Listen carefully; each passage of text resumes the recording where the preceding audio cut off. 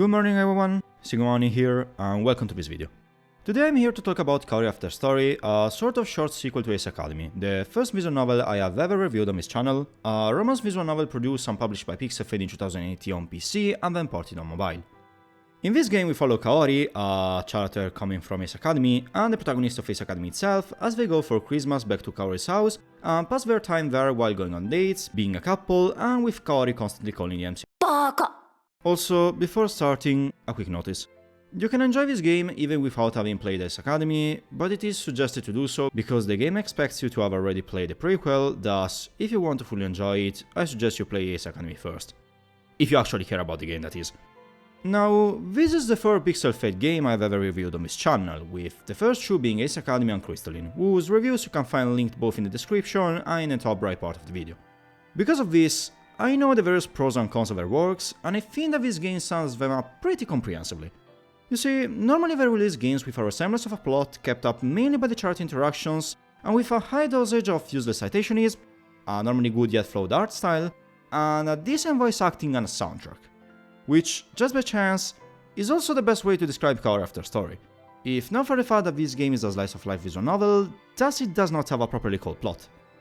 The game mainly showcases Kaori and the NC acting all lovey-dovey, while Kaori's family fully supports them, especially Kaori's mother and sisters. Because of this, the game is mainly sustained by the various characters' interactions, which are fine. If you have played Ace Academy, Kaori and the MC's interactions have not evolved that much, if not for the fact that Kaori sometimes slips into dere mode from simply being a tsundere, and because their banter this time includes more romance inside of it. Meanwhile, the whole Kaori's family is there trying to make the two just have some time alone and wholeheartedly supports their relationship, but they don't go beyond that. Still, because the game effectively focuses only on Kaori, her being a tsundere leads to some very cliché interactions and to a lot of BAKA thrown around here and there. Anyways, the events per se are not that bad and can be enjoyed, though they are also not the best, as in, unless you are really invested into Kaori and the MC's relationship, you're not going to care that much for them. To sum them up in a sentence, they're fine, but nothing more. They literally do the bare minimum and nothing else. Even the ending is fine, which, anyway, is a pretty big improvement from the final of Ace Academy and Crystalline, as they are not that great. Sure, the ending does not really say anything, but it is a decent conclusion to this brief period of romance the game offered to the player. Also, the game offers you various choices, but the only thing they change is some lines of dialogues and nothing more. They have no way whatsoever in the general economy of the game, if maybe not for a single choice at the end of the game, which gives you a slightly different ending, but nothing to be excited for. As for the characters, well, Kaori is the same from Ace Academy, a tsundere voiced by a random American girl named Snap, who loves riding gears, and if you are asking what they are mechas. And this is one of the various things the game thinks you already know, and thus doesn't reintroduce for those two people that have got to play this game before its prequel. Then we have the MC, a generic self-insert character without any redeeming qualities, then the family of Kaori, formed by her father, who cares about her daughter and likes to model gears, her mother, the classic trope of the mother who pushes her daughter for grandchildren. If you have it present, then you know what I'm talking about, and if not, it is pretty self-explanatory. And there are two sisters, who like the mother, want to see them get closer. In general, Kaori's family is not the focus of the game, they are there to support the relationship, and nothing more. Then we have one single cameo from a character from Ace Academy, aka Sho, or Yosuke, as I called him in my review about that game. If you want to know why, of course, go watch it. And then the other characters from it are just name dropped once in the entire game. This is also why I say that you can play this game without having played the prequel, as, apart from the few information the game thinks you already know, there are no real connections whatsoever to the previous game, which makes it feel extremely disjointed. Speaking of cameo, Giga appears in this game. Cool, I guess? Exactly, because anime is trash. Anime is not trash. It's actually a really expressive and entertaining method of storytelling with high quality production. I'm sorry. He just made me so angry. This leads me to another part of this game to talk about, and that is the various citations the game makes, from films during a Christmas evening to an entire section dedicated to Bash Mystic Messenger. Now, if citations are used in a useful way and do not feel out of place, they can actually be enjoyed. But when they are absolutely disjointed from everything around and feel like they were put there to pass for time and nothing more, then their presence is less justifiable and also less appreciable, as it seems like the game is taking the time the player is giving it as granted and decides to waste it on useless things that are not even linked to the game you're playing. This last case is what happens in Kaori After Story. Just as an example, the entire Missing Messenger part is nothing more than filler, which makes me ask whether they could have not just substituted that event with something more meaningful, like, I don't know, another day with Kaori, considering that this is the main activity of the game. Speaking of this, let's talk a bit about the writing. It generally behaves well during the game and can effectively be entertaining and sometimes make you laugh, but I also feel that it is not a writing made for romance. The various romantic moments feel like as if a 12-year-old decided to write a romance and wrote it based on its ideals. In a few words, it's not compelling.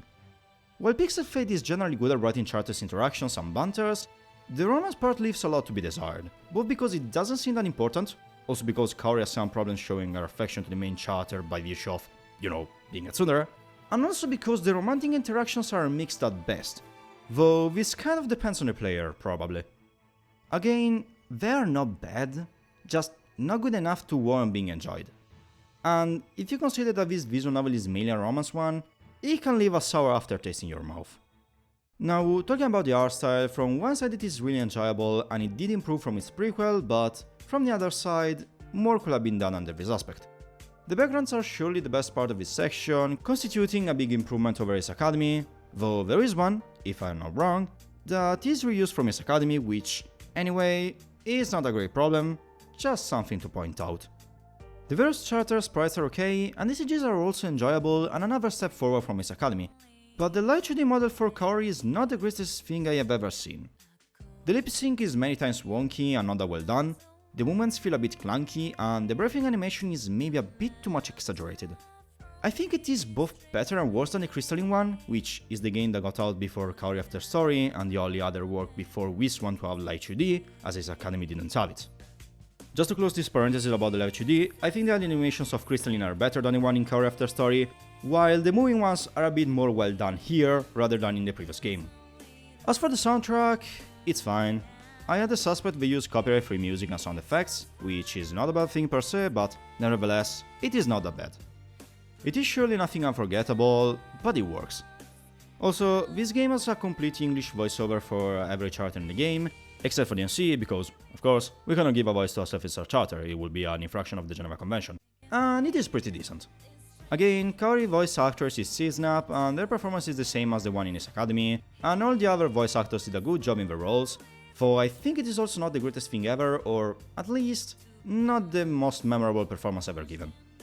I needed 1 hour to finish this visual novel, and apart from seeing the few dialogues that change after you have done a choice, there is no replayability whatsoever, you watch everything the game had to offer, end of the story. Kaori After Story is a fine visual novel at best, and just a run-of-the-mill romance with subpar romantic events at worst.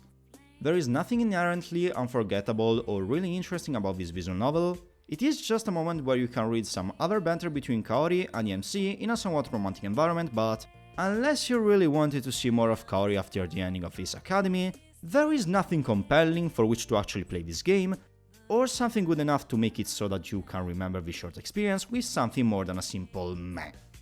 I recommend this title only to, again, those that want to see more of Kaori after having played Ace Academy, but otherwise, there is not really any motive why you should play this visual novel. It's a short unforgettable experience that also is sold at 10 euros, technically it's 9 euros and 75 cents, but it's better to just use natural numbers, to whoever makes the prices at PixelFade.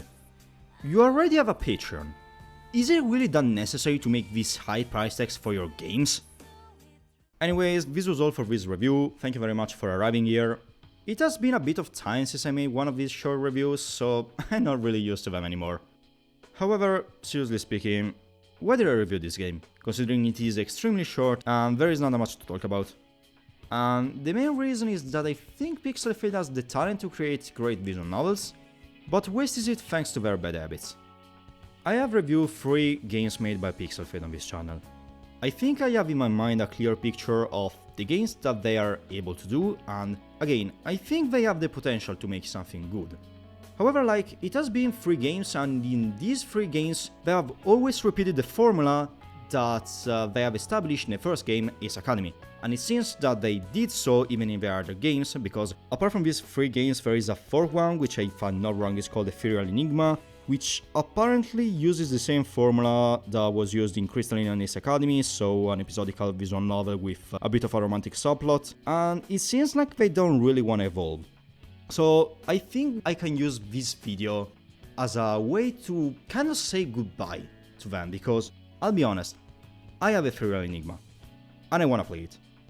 However, unless they are really gonna do something different, I think this is gonna be the last review on this channel about PixelFade games. I'll be honest, I play Ethereal Enigma, but unless it's something different from the things that have been done in Ace Academy, in Crystalline and in Kaori After Story, I am probably not gonna review it. And anyways, the only thing that I can say is that in the end, everything lies within them. If they feel content with what they have done and it gives them enough money to sustain themselves, then they are probably going to continue on this trajectory, and that is the trajectory of making mediocre games with the same formula applied over and over again without taking any risk whatsoever. But I'll be honest, I want to see whether they will at one point actually try to stray from this path and make something different, but who knows, only time will tell. In any case, this was the end of the video, thank you very much for arriving here. If you wanna see more content like this, consider subscribing to the channel and yada yada yada, all the things that YouTubers say. And apart from this, I have nothing to add, so this was all from SigmaOni, and I'll see you all in my next video.